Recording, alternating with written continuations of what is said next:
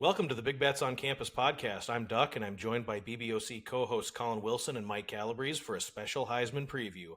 Action has been awarding their equally prestigious gambling Heisman trophy to players annually since 2018, but today we get to dive into the betting menu for the real thing, the most prestigious award in sports, an award that's seen a quarterback win it 12 of the last 15 years, and preseason long shots are now cashing with regularity. This is a great market to build your portfolio around early and then kind of piece together the rest of the finalists during the season. BBOC has actually had some success in this market in recent years. Breezy, I think it was you last year who was talking about Travis Hunter at 33-1. It was you, wasn't it, if I'm not mistaken? I had Hunter at 33-1. I also had Genty at 25-1. These books can hang some real stale numbers that do not update in real time. I grabbed Genty after that Georgia Southern game where he had 6 touchdowns. It was still probably in the fourth quarter, but numbers are not moving in the same way that they are for the futures market, for conference titles, for national titles. So the early bird gets the worm in terms of getting the best number, and that's not just preseason, but that's also in season as well. Yeah, it's a great time to start building that portfolio and trying to pluck value. Really, in the menu now, we see there's really 3 tiers that are priced. There's the short favorites, usual suspects that we see that are anticipated to be there at the end. We've got kind of this mid-tier pricing of 20-1 up to 60-1 participants, and then we've got the long shots, baby, 100-1 or more. So we'll break this into 3 kind of mini segments. Collin, I'll kick it to you to start with the kind of the short favorites that we're looking at here. So talk to me about what you're seeing for value in that group. Well, look, you can't have a Heisman podcast and not talk about Arch Manning, right? And the best number that I think I've seen out there is a plus 750. And let's talk about the fact, let's just go high level here, because I think Travis Hunter really kind of has redefined how the Heisman is voted for. And you guys have to remember what it was before the pandemic. It was if you were West Coast and you were not a quarterback and you were not a team that got discussed or showed on TV, you're not going to get a vote. Ashton Genty wouldn't have even sniffed anything 10 years ago because he played for Boise State and because of the TV coverage that he would have had. But now college football has become such a media dynamic that you can even display your stuff on the CW at Washington State and still get a lot of eyeballs. So I think we've kind of blown the narrative away that you can be West Coast based, especially now with a lot of old Pac-12 teams playing in the Big Ten. You can get showcased on TV. So I think you kind of wipe that narrative away. Then there was this whole regional group of Heisman voters where it's like if you're in the Southeast, not necessarily the Southeast Conference, but you're just going to have a lot more love from a regional perspective. And if you look at the voting base in general, they're almost all east of the Mississippi River. But Travis Hunter kind of redefined it. It's hype now. It's not necessarily numbers. It is hype. When does that hype train hit? Can your team – it used to be that you had to be a BCS team, a playoff team, to even get consideration for the playoff. Now that's out. Look what Colorado did. We've had other Heisman winners. We've had Lamar Jackson. We've had players that have not made a national impact from a championship perspective win this. So I think it kind of opens up that table. But I think everything's changed. Everything has changed as to where do you have the hype machine behind you to get people believe that you can win the Heisman Trophy? If you don't have the PR team, like I'm thinking Joey Harrington, Oregon, like 20-something years ago where they're hanging banners in New York in August, like, can Joey Harrington win you're going to need a PR hype machine that's like the Colorado train.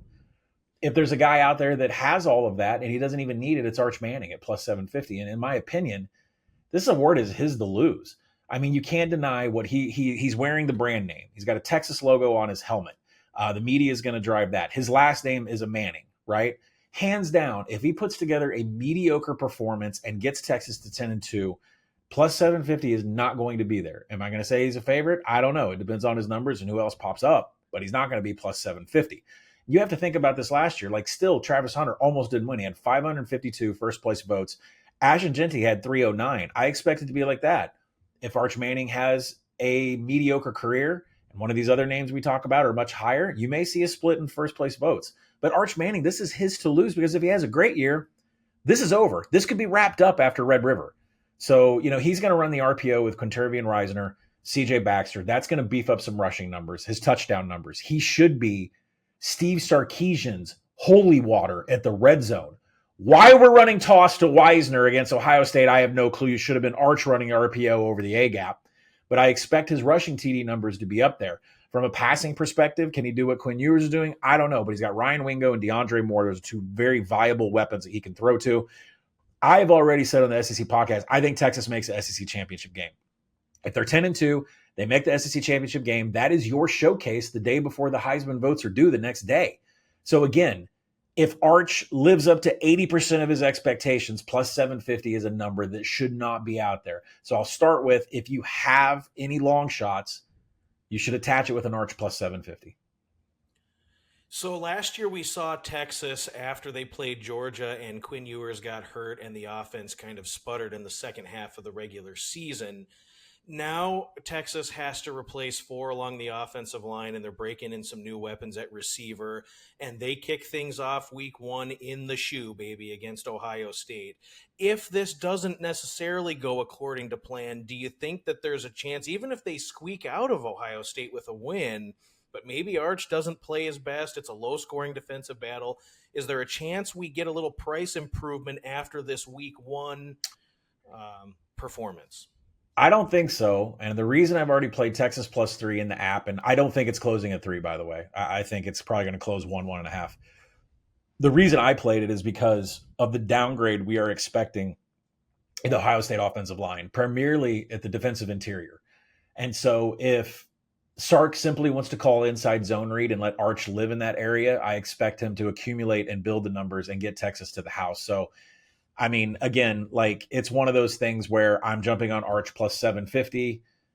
I would jump on Arch plus 750. And then I would also do combine that with a Texas plus 3. And, you know, if you don't want to touch that Texas win total, if you don't want any other futures on Texas, just ride it in week 1, because I think that's where they're going to do some damage. Breezy, let's kick it to you. Short favorites. What are you looking at here in this portion of the betting menu? Before I make my case for my short favorite, I think when it comes to Arch, you don't even have to look that far. You can look right at his Thanksgiving table. Peyton never won a Heisman Trophy. Andrew Luck never won a Heisman Trophy. Trevor Lawrence went off at 4-1 in the preseason, did not win the Heisman.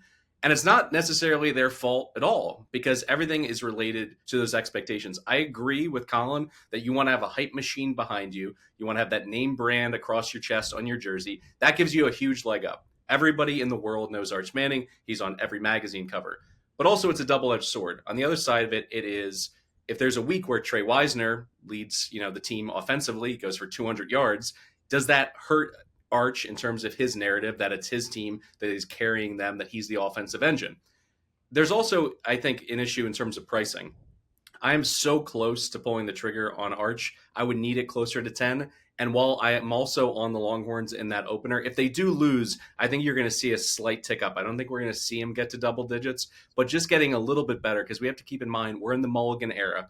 Them losing the opener, if they play a competitive game against Ohio State, nothing really changes with, it's still a 0-0 record in SEC play. They have every opportunity. Everything's in front of them. Whereas in 1998, if you lose an opener, all of a sudden your national title futures, your opportunity to win the Heisman, it's almost down the toilet from the get-go. It's just not the case. So I would prefer to keep my money on the sideline, see exactly how they're going to use Arch, because plus 750, while it's a little bit better than some of those preseason numbers on guys like Trevor Lawrence, on Bryce Young, it's still not quite to the level I want, which brings me to my player here as a short favorite, Garrett Nussmeier, 9-1 out in the market. The upside and the play here is simple. This entire offense is built around him being a star. They've given him the best receiving core in the SEC, both Andersons. You'll get Hilton Jr. potentially having a breakout season. This offense needs him to throw for over 300 yards a game to thrive, because essentially Brian Kelly's already done this with the quarterback. He's already sent a quarterback to New York. He came back with the Heisman Trophy. He is an A-lister in terms of his name brand going into this season. You'll get even the SEC documentary on Netflix. Half of that storyline with LSU was, all right, we got to our third loss of the regular season. Is Nuss going to come back? So they're already presenting it as he's the savior. He's that guy, that Matt Leinart who made that decision at the 11th hour. Am I coming back for one more ride? He goes ahead and does it. And by the way, this LSU defense, I think, could be improved, but the likelihood of shootouts existing, I think, is still on the menu. The bugaboo is simple. It's turnovers. His turnover-worthy play percentage was 3.1%, which translated into 12 picks and 3 lost fumbles last year. Can they clean that up with an offensive line that needs to replace Will Campbell? Can they rely on the run game? Can they dial up more of the quick game to be able to get the ball out of his hands and not holding it late, not having to throw it over the middle, and also not having to put him in a position to play hero ball where he feels like he has to have those highlight reel throws just to keep the ball moving downfield. I also look at it in terms of the narrative. I think the way that Collin just talked about Arch, both in terms of his opener against Ohio State, Red River, he gets all these huge marquee games. So does Nuss. Nuss, to me, it's a 1A, 1B situation between him and Arch, and it's priced that way in the market. But when you look at it, he gets that showcase game at Clemson, the Battle of Death Valley in week 1. Then there's a chance that he plays 6 straight ranked opponents in the SEC.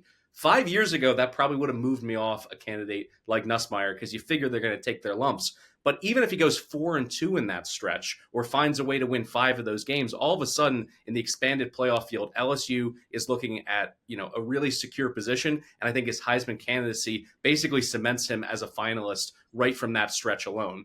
And then when I also look at it as Collin basically listed off, with the college football playoff expanding from 4 teams to 12, every voter has expanded their horizons in terms of who they want to target. 5 of the top 6 vote getters in the Heisman poll last year, the final ballots that were counted, came outside of the final college football playoff ranking top 8.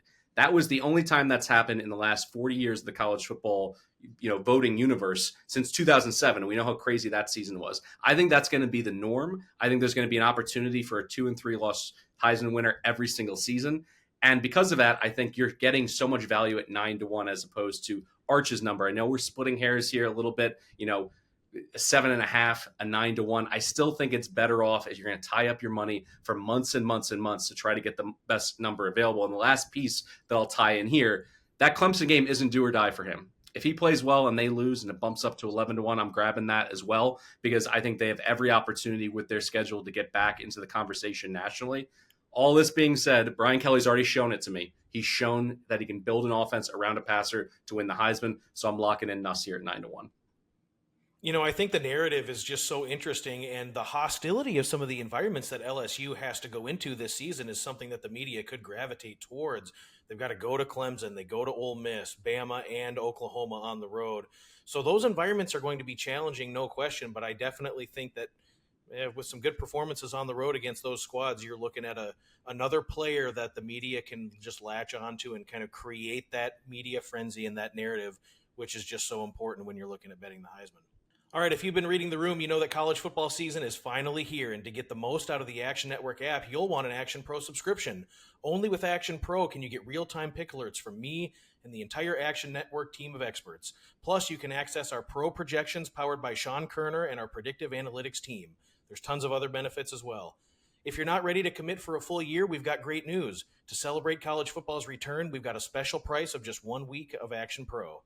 Just go to actionnetwork.com/pro anytime during week 0 and get 1 week of action for $9.99. There's no promo code needed. That's actionnetwork.com/pro to get 1 week of action for just $9.99 anytime during week 0. All right, guys, now we'll jump into the mid-tier participants. These are some players that have some juicy odds. It's not out of the realm of possibility for these players with performance that exceeds expectations parlayed with some team success that somebody in this group could find themselves deep into the conversation in November. Breezy, I'll kick it to you first. What are you seeing here? So I'm going to go with Austin Simmons, a first-time starter at Ole Miss, 40-1 out in the market. And let's just debunk this. Oh, first-time starters can't win it. That's just not true. There's a rich tradition of quarterbacks winning the Heisman Trophy with little to no starting experience. Bryce Young had 0 starts and just 22 career passes under his belt before he won the Heisman in 2021. Kyler Murray had just 4 career starts, 3 at A&M, 1 at Oklahoma before he took the college football world by storm in 2018. Jameis Winston, Johnny Manziel, Cam Newton, Tim Tebow didn't start a single FBS game before their Heisman breakout seasons. 6 of the last 14 Heisman-winning quarterbacks dating back to 2007 had limited or 0 starting experience. So now you turn to, does he have the attributes? Does he have the storyline? Does he have the offense? Does he have the program? He's incredibly gifted, both athletically and intellectually. I think in terms of a narrative and a storyline, voters are going to eat this up. The guy basically graduated from high school 3 years early, carrying so many college credits with him that he's on pace to earn a bachelor's degree in sports medicine at the age of 19. From a dual threat, dual sport perspective, 94-mile-an-hour heater from the mound. Major League Baseball teams were interested in him. That's just a little bit of added lore to this guy coming in as a first-year starter. And then when you look at what he did, he came in, made that great impression against Georgia, led the offense right down the field, scored a touchdown on that drive, stepping in for Jackson Dart, who was hurt. Now, obviously, I'm not basing this on a single drive. I'm basing a lot of this on what his coach is saying. And Lane Kiffin has been saying over and over again, he's building the offense around him. He trusts this guy. He's got a little bit of Tua in him. He's said that multiple times this season. And I think when you look at that balanced with what Kiffin has been able to do with quarterbacks since getting to Oxford, all of a sudden, all the arrows are pointing up. And at 40-1, I think there's too much value to pass up. In terms of that historic performance, Jackson Dart, 63 total touchdowns, nearly averaged 4,300 total yards per season in Kiffin's system. Matt Corral before that put up huge numbers, finished 10th in QBR in Oxford in his final season. I just think that there is so much that he can do from a statistical perspective that a lot of other candidates can't. And it also starts with the schedule. There is stat padding in that first month to be able to race to the front of the line. Because at this point, he's priced, and I think it's accurate to say he's a middle tier candidate. But after he gets done with Georgia State, at Kentucky, home against Arkansas, home against Tulane, these teams are not dregs outside of Georgia State, but I still think he could put up really big numbers. Both SEC opponents in that September stretch are reloading a lot on defense. I have my doubts about Tulane being a true G5 juggernaut, as they have been really for the past 3 seasons. I could see him against Georgia State in the opener as well, going for north of 400 yards, 5 touchdowns, that kind of performance.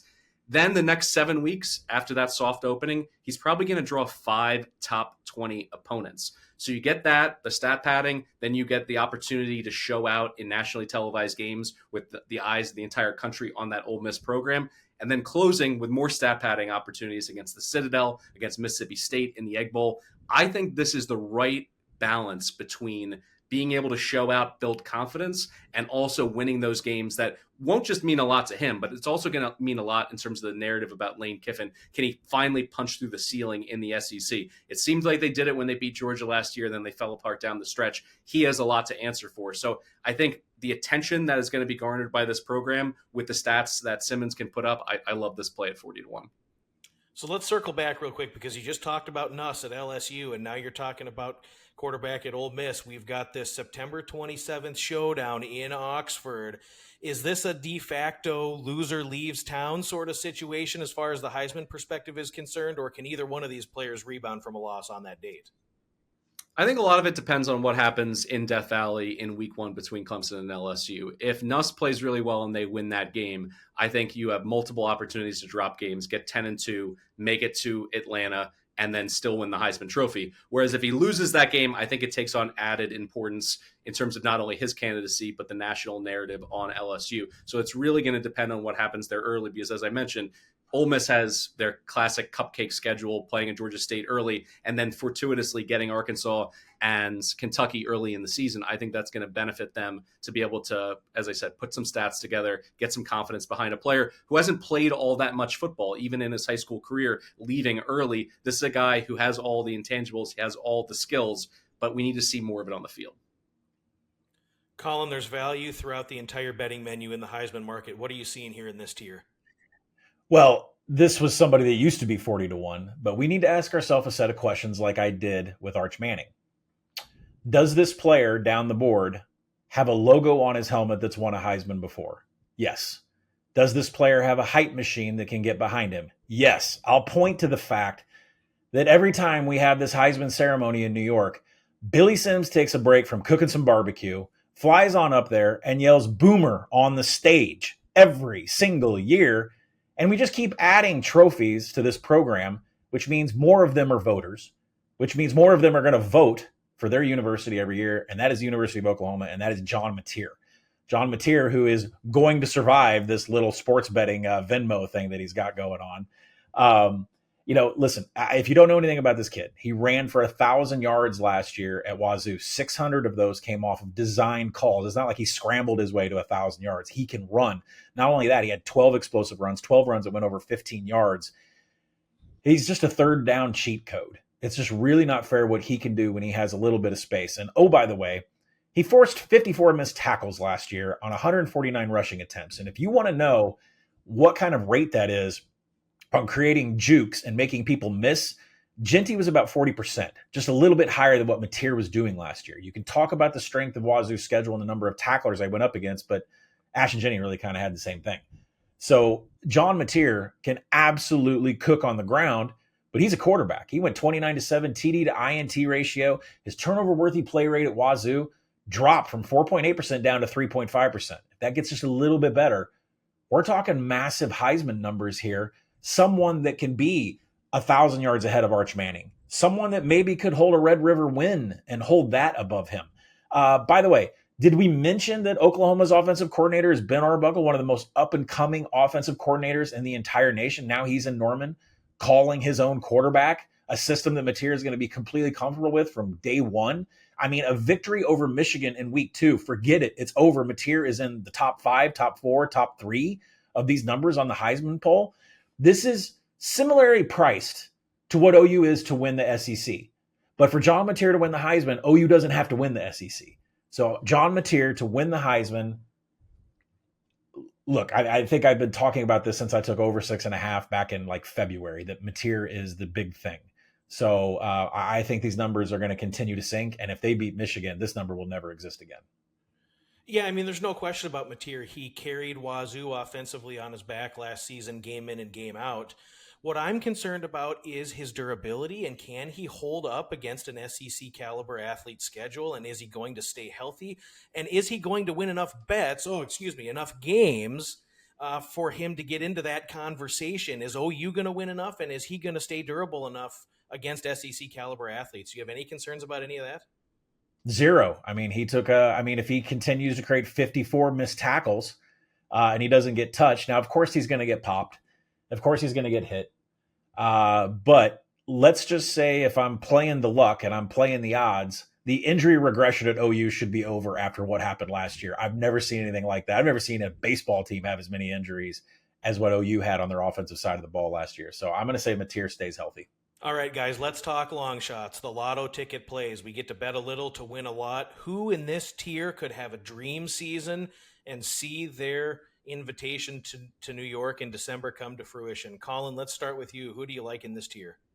I can't find a DeCorian Moore number, so I'm not going to be real long on this. I talked about him on the Big Ten podcast. If you don't know DeCorian Moore's name, he is recruited by everybody. I mean, everybody and their mother in college football wanted this kid. He is going to be a complete nuisance to everybody on the Oregon schedule. I don't know if he can get touched. You want to talk about creating missed tackles. This kid is the most unbelievable thing I've ever seen. His recruiting profile said sudden burst from a stop. Like, I mean, I watched him do his track and field and think about what the Oregon offense is. Dylan Gabriel, Bo Nix, they're short passing, 6 yards average depth of target. They're not a bombers. That plays into Corrine Moore and what he's going to get from Dante Moore. He's going to get short passes. That's going to allow him to cook. Just go to his Twitter. Just scroll his Twitter. He gets little short dump outs, and then he makes everybody look like an idiot. I mean, we're talking Ryan Williams 2.0, the version that went up, span 360 in the midair, and then juked 2 highly recruited Georgia secondary players out of their shoes. That's what you're getting with DeCorian Moore. I can't find a number, so we're not going to go that big on it, but I will say Kenny Minchey at Notre Dame, 90-1 is out there right now. I believe one of our other media outlets just released a note this morning saying Minchey has taken the lead on CJ Carr. So that this 90-1 might not even exist by the time you guys listen to this, but looks like he's going to be potentially the game 1 starter against Miami. And why wouldn't he be? He can run the Riley Leonard offense. Mike Denbrock doesn't have to do anything to change the playbook because this kid is 6'2", 220 and can run on the ground, something CJ Carr is not really built to do from the recruiting profile, because Minchey's been there. This is his 3rd year in the system, but he hasn't had any experience whatsoever. A quick twitch athlete, natural escapability, and excels on the move outside the pocket. This sounds like Riley Leonard, right? This is his 3rd season. I think he's a smarter choice to go on the road. If he excels, they beat Miami. I think that number in the market has gone from 3 down to 2 just on the CJ Carr news. But CJ Carr was never a viable option in the first place because we didn't know anything about him. Minchey to me is a way better option here to go on the road. Keep in mind with Notre Dame, remember, hype machine, they've got it. Remember, voters, they've got them. Keep this in mind. No championship game for Notre Dame, right? Their November schedule, Navy, Pitt, Syracuse, Stanford. If Minchey somehow wins this job and gets that November schedule, barring Pitt just absolutely destroying Notre Dame's offensive line, which I don't think will happen, that is a healthy road in November to hype up these Heisman numbers. So You're taking a shot. It's 90-1. You're taking a shot that CJ Carr is not starter. I don't think he will be. He's not the great fit for this offense. And you're taking a shot that Minchie and Notre Dame are going to go to the playoff. I think they are. 90-1 is great value for a guy that just took the lead as the number one quarterback at Notre Dame. Yeah, interesting news developments that just came out this morning. I think it's an easy narrative to get behind. It's the starting quarterback at Notre Dame. If they're winning and everything's going well, it's kind of easy to rally behind that. Couple questions, though, for you, Collin. A, do you think the stats will be there to get him some serious consideration based on the style of offense that they play? And also, do you think the leash will be long enough to where if something doesn't go right early on in the season, do they pull the plug and go to CJ Carr anyway? What are your thoughts? If CJ Carr is still throwing interceptions as a second string, then no, he won't get it. But I think it also matters on what Notre Dame's schedule is. Remember, the bread and butter is Jeremiah Love. It is going to be behind this offensive line, which has guys to replace in the two deep. And that's going to allow Minchie to fall into his RPO role, right? Notre Dame, Denbrock was a heavy inside zone. That's going to give Minchie his turn. He's at least going to be a candidate. I know you're talking from a numbers perspective. Will he have it? We're going to need the passing stats. And I will argue that what Riley Leonard there had is now better this year for Kevin Minchie because Jaden Greathouse has another year under his belt. All these other wide receivers are becoming – 2 years ago, the Notre Dame wide receiver room was a dumpster fire of freshmen that had no experience. We didn't even know who was lining up where. The names were non-existent. Now we actually have a wide receiver number. So we'll see if Denbrock's offense morphs a little bit. But, this is the same guy called an offense for Jaden Daniels. And Riley Leonard always scared about his health, always. And maybe that, kept Denbrock from calling more plays Riley Leonard's way. Could be different for Minchie. We'll see. But again, it's a 91. You're correct. Can I accumulate the stats? I will sub that with Notre Dame at 10-2 is A, always a playoff team, and B, has a Heisman candidate up there somewhere on the board. Breezy, I love FCS football and I love a good FCS story. We've seen tons of players transfer from FCS to FBS over the last couple of seasons. You got anything about a story of an FCS guy who might be able to create a little hype this season? Anything that I can maybe chew on a little bit? I do. And I think to start this narrative, we have to start with the beginning of the show, which was Arch Manning. Arch Manning not only is playing in the shadow of his own family, but also Texas. Vince Young didn't win a Heisman. Colt McCoy didn't win a Heisman. Quinn Ewers was the highest rated quarterback recruit in the history of the services. Didn't come close to winning a Heisman. So no matter what he does, he's going to be compared to other players, not only at his school, but also in the SEC. You got 60 touchdown seasons out of Joe Burrow. You got Cam Newton, what he did in his first year. Let's flip that narrative around. Let's look for a guy that needs to just step over the bar, which is basically on the ground. And that's Mark Gronowski at Iowa. Let's get all the jokes out of the way. Punting is winning. The drive for 325. Iowa has been the laughing stock of offensive football at the P4 level for really 10 years. But now Gronny comes in, and for my money, if he accounts for 40 touchdowns and he takes this Iowa team to the playoff kind of out of nowhere in the same way that Indiana crashed the playoffs last year, I think he's going to be able to climb that college football mountain and get an invite to New York. Because when you look at what he's been able to do in his career, it has been incredible from a dual threat perspective. 49 wins in 55 starts. When you dig in offensively to what he was able to do, and I get it. Listen, people are going to make jokes. Oh, it's FCS football. It's JV football. The Nebraska Twitter machine got all fired up this summer saying, here's some clips of him against Oklahoma State looking like crap. Let's talk about that Oklahoma State game just for a second. I want to get super specific. That was the game that proved that he can't play at this level, right? He was 20 for 37 for 264, 2 touchdowns and a pick. That was his worst day of his college career. Because when you look at the rest of it, if you want to cherry pick, let's go ahead and cherry pick his 11 FCS playoff games. So he's playing against the best of the best at that level. He went 10-1 in those games, 30 total touchdowns, 3 interceptions. The guy is a capital P problem. He is a rushing threat, both in terms of short yardage when you get down to the goal line, extending plays. He's a great intermediate passer. And when you pair him with what Tim Lester wants to do, this is the same Tim Lester that took them from the absolute bottom of the barrel offensively to last year. They scored 27.5 points per game.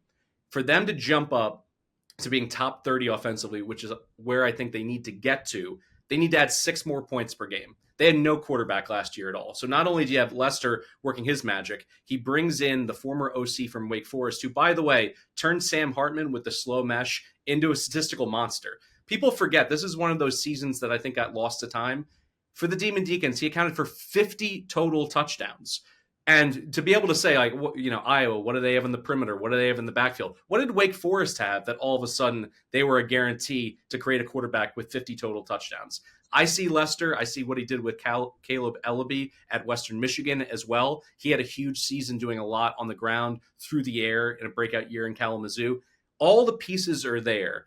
And schedule-wise, once again, I always come back to the schedule. What is Iowa going to do? They're going to set the expectations low. People are going to be clowning them offensively. They get Albany and UMass in the first 3 weeks. They also get huge spotlight opportunities. They got the Cy-Hawk game in Ames, home games against Indiana, Oregon, Penn State. That's 3 teams coming to Iowa City that made the college football playoff last year. And Penn State's been a house of horrors going to Iowa City as a top 5 team. They lost in 2008. They lost in 2021. I think this is a real opportunity for them to score some program-changing, at least narrative-changing wins. You're trading in also, by the way, late in the season. They go to USC, where usually, you have awful weather in Iowa late in the season. You're trading 30 degrees, snowy wind for 74 degrees and no humidity in a November game against a USC team with Lincoln Riley that maybe's throwing up the white flag and doesn't care anymore. All of a sudden, you can put up huge stats in a game like that as well.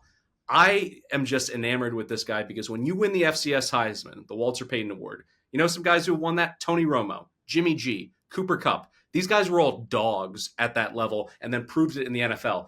This whole JV narrative, I think, is ridiculous. It has been from the start because you look at his entire body of work, his Pro Football Focus resume, his last 2 years in college, nearly a 3-to-1 big time throw to turnover worthy percentage in terms of what he was able to do.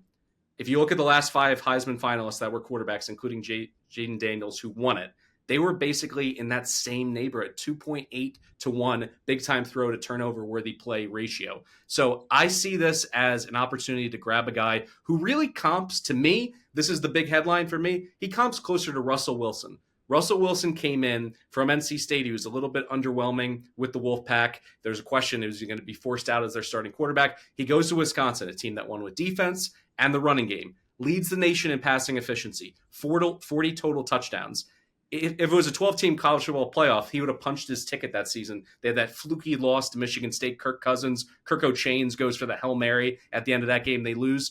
If they make the college football playoff in this current environment, I think voters would have given him a hard look. He finished 9th in that Heisman race. I think he would have finished closer to top 5. Now, obviously, it was a absolutely stacked quarterback race between Andrew Luck and RG3, who ended up winning it. But I think that's the comp here.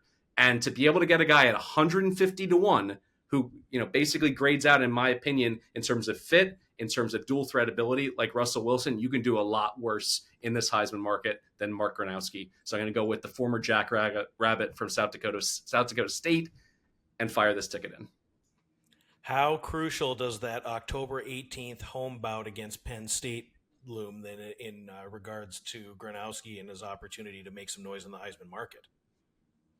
He's got to win. He's got to win either against Oregon or against Penn State at home. You get one of those 2 wins, you shock the world, you get all the eyeballs on you. If you look at some of his performances, including beating North Dakota State in the FCS playoffs, this kid has played in big moments before. The lights are not going to be too bright, and I think they're going to have to rely on him because he can't just turn around and hand the ball to a running back who's now playing for the Pittsburgh Steelers.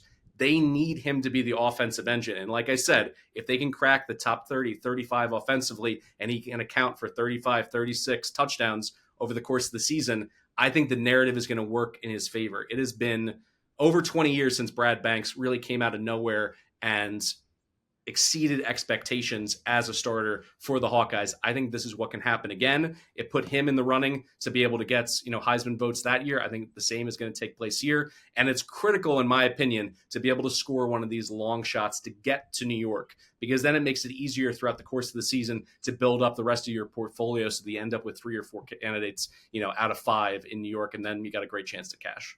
Well, there you have it. Do we have any other thoughts, guys, on any other value plays in the Heisman market today?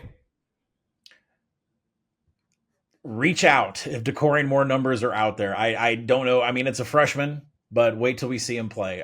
Maybe we're a little early on that, but that's kind of what I would say. If you want some, I don't know, is there? I'll toss this to Breeze afterwards, but is there a player out there that I absolutely wouldn't touch? It'd probably be Drew Aller. I mean, I would rather take Penn State numbers. I love Penn State. I think they're going to make the national championship game. I think they're at least going to make the semifinals. I have a national title bet on them. I'm not going to touch it till later. But there are issues with Drew Aller. Specifically, doesn't throw the ball away. Specifically, takes too much sacks. Specifically, can't read pre-snap blitz. So I think if there's a name out there on the upper list, he's at 16-1 right now. I wouldn't touch that name. I would almost throw Lenoris Sellers in there, but the problem is he's a one-man show. And I think at some point you're going to get hurt. And the way that he runs, we talk about Notre Dame and what they do with Riley Leonard and Minchie. Is there going to be an injury situation there? Listen, all these guys get injured, but nobody has a bigger chance of being injured than Lenoris Sellers by far. So Breeze, I don't know, before we wrap this up, if you have a name, like I would never touch Carson Beck, right? It's in between the ears. What's going on up here? I'm not putting my money on that either. So Breeze, I might have ran through three of them at the top of the list. Is there someone that you wouldn't touch? Yeah, Drew Aller is of no interest to me. I think the book's already been written on him. And frankly, James Franklin, they're going to beat the stuffing out of teams that they should. And then let's see what happens when they play against, top 10 teams. Historically, not very good for Franklin. Drew Aller crapped his pants late in that Notre Dame game. I feel like that's closer to who he is. Andy Kotelnicki is going to be able to scheme up a lot of easy throws, some empty calories for him in this offense. But anyone with eyes is going to look at that offense and say, can I give the Heisman Trophy to the guy who's not even the best offensive player on his own team? Whether it's, Nick the Quick or Fat Allen out of that backfield, either one of those guys, to me, I think are going to be better NFL players. I think they could go for over 1,000 yards, double-digit TDs, no problem. So I think that's a real problem, a kickback to the 94 season where you had Kerry Collins and Kajana Carter splitting up picks splitting up votes, I should say, in the Heisman race. So he's of no interest to me at that price point. I will do two quarterbacks that I want to just see a little bit of live game action. I want to see the bullets flying around, and hopefully I don't lose too much value on where they're sitting right now, both 50-1. Mendoza for Indiana and Devin Dampier for Utah. Because if you don't like Lenoris Sellers at 16-1 because of the injury risk, which I think is a smart way to think about it, how about 50-1 on Dampier, who's going to need to be just a magician offensively for him? He ran for over 1,000 yards last year, double-digit TDs on the ground. Brings his OC from New Mexico. They're going to rely on him to be that offensive engine, but he's not a huge guy. So if I can see them use him that way in that opener against UCLA, he goes for north of 300 total yards, multiple touchdowns. I think grabbing him, even if I had to take a little bit of a haircut down to 40-1, I just want to make sure that they're utilizing him the same way they did at New Mexico. And then Mendoza, at this point, we know a few things. One, it's that this system is going to work for quarterbacks. It worked for Rourke last year. We also know that he has an incredible supporting cast, Elijah Surratt out on the perimeter, and a head coach who's a total maniac, who will try to run it up, who feels slighted when he gets out of bed in the morning. He's going to hand the keys to this offense over to him, and the whole thing is going to be, it wasn't just the schedule last year. Let's go prove that we deserve to be in the college football playoff. Let's get you a Heisman on the way. At 50-1, as long as they use him the same way they did Rourke, I think he's going to be in that conversation. Once again, if I have to keep my money on the sidelines and take him at 33-1 or 35-1 after a little bit of evidence in that opener against Old Dominion, so be it. But that's where I am on some of those middle tier guys that I'm just going to wait maybe a week, maybe 2 weeks, and then fire on. I'm glad we got Dampier mentioned on this podcast. Make sure we got his name out there. That's former G5 Hero of the Week, Devin Dampier, for all of you listening at home. And he makes an appearance on this podcast yet again, even though he's playing at Utah. Well, we'll wrap this up then, guys. It's been a good discussion here. By the time you're listening to this episode, we will have Week 0 content ready to roll. There's a special Week 0 episode with Breezy and I from the Group of 5 Deep Dive, and Collin and Stuck will tackle the full slate with the rare Week 0 ranked matchup. Farmageddon is a ranked affair across the pond. If you're in the Chicagoland area, please swing by Joe's on Weed. The full BBOC team will be there on Saturday, August 23rd to watch every game from the Week 0 slate. There's no sign-up required. Just show up and show out, have a drink with us, enjoy the games. It'll be me, Breezy, Collin, and Stuck from 11 o'clock on at Joe's on Weed in Chicago. That'll do it for today's episode of BBOC. Thanks for tuning in. Don't forget to download the free award-winning Action Network app and leave us that 5-star rating and review wherever you listen to your podcasts. If you haven't already, please subscribe to the YouTube channel, search BBOC, and you'll have access to all of our preseason content. For Collin Wilson and Mike Calabrese, I'm Duck. Thanks for listening to the Big Bets on Campus podcast, and good luck with all your wagers.